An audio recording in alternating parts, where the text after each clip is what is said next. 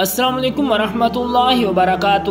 ناظرین کرام، بنی اسرائیل میں ایک نوجوان سخت بیمار ہو گیا تو اس کی ماں نے نظر مانی کہ اگر اللہ پاک نے اسے مرض سے شفا دی تو میں 7 دن کے لیے دنیا سے باہر نکل جاؤں گی۔ بس اللہ پاک نے اسے بیماری سے شفا یاب کر دیا، لیکن اس عورت نے اپنی نظر کو پورا نہ کیا۔ ایک رات وہ عورت سو رہی تھی تو خواب میں کسی نے کہا کہ تو اپنی نظر پوری کر تاکہ تجھے اللہ تعالیٰ کی طرف سے کوئی بڑی مصیبت نہ پہنچے۔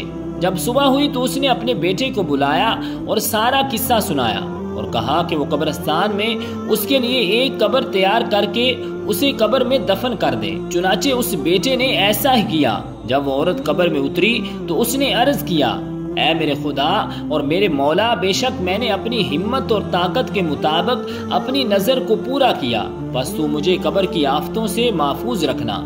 اس دعا کے بعد بیٹا قبر پر مٹی ڈال کر واپس آ گیا تو عورت نے قبر میں اپنے سر کی طرف سے ایک چمکتا ہوا نور دیکھا اور کھڑکی نما ایک سوراخ بھی دیکھا، اور سوراخ سے اسے ایک باغ نظر آیا جس میں 2 عورتیں بیٹھی ہوئی تھی۔ ان دونوں عورتوں نے اس مدفونہ بی بی کو آواز دی کہ اے بی بی، تم ہماری طرف نکل آؤ۔ چنانچہ وہ سوراخ کھل گیا اور وہ عورت ان عورتوں کی طرف نکل کر چلی گئی۔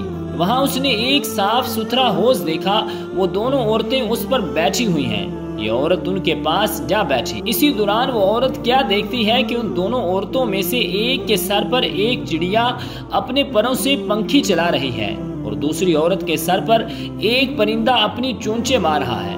اس مدفونہ عورت نے پہلی عورت سے پوچھا، یہ کرامت تمہیں کس وجہ سے ملی؟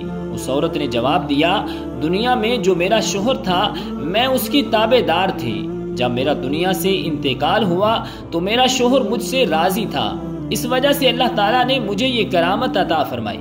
پھر اس نے دوسری عورت سے پوچھا کہ تم عذاب میں مبتلا کیوں ہو؟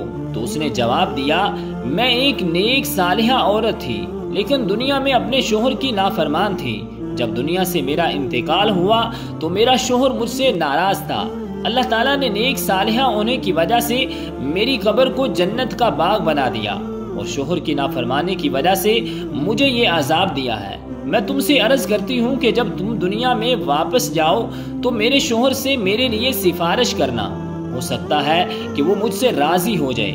جب اس مدفونہ عورت پر 7 دن گزر گئے تو ان عورتوں نے اس مدفونہ عورت سے کہا، اٹھو اور اپنی قبر میں واپس چلی جاؤ کیونکہ تیرا بیٹا تجھے لینے آیا ہے۔ جب وہ عورت واپس اپنی قبر میں آئی تو کیا دیکھتی ہے کہ اس کا بیٹا اس کی قبر کو کھود رہا ہے۔ بیٹے نے اپنی ماں کو قبر سے باہر نکالا اور اس کو اپنے گھر لے آیا، اور یہ بات لوگوں میں مشہور ہو گئی کہ فلاں عورت نے اپنی منت کو پورا کر دیا ہے۔ لوگ اس کی زیارت کے لیے آئے اور اس عورت کا شوہر بھی آیا جس نے اس مدفونہ عورت کو کہا تھا کہ یہ دنیا میں جا کر اس کے شوہر سے اس کی معافی کی درخواست کرے۔